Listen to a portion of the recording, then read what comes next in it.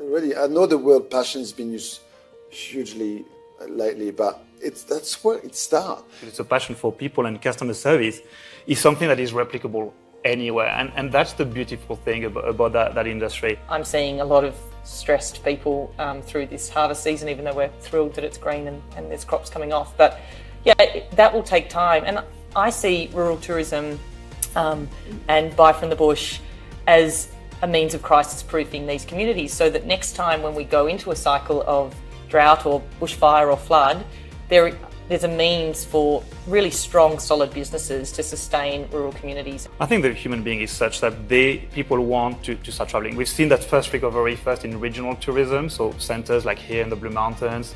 We were talking about Byron Bay, we're talking about the regional centers starting to benefit from that first wave of new tourism of Australians traveling into Australia. You know, whatever their narrative is, I think people want to hear that. And I also think, social media is an incredible mechanism for storytelling. So doing that creatively and authentically. Make sure your business plan is solid.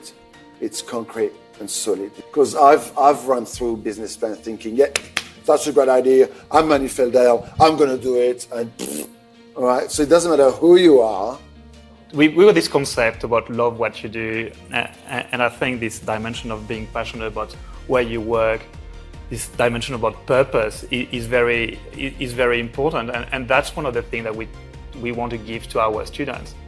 Whatever you're going to do, you're going to make mistakes. You're going to lose many times. I'm talking about boxing, you said earlier on. It's exactly that. It's going to be more than 12 rounds, and you're going to get many punches.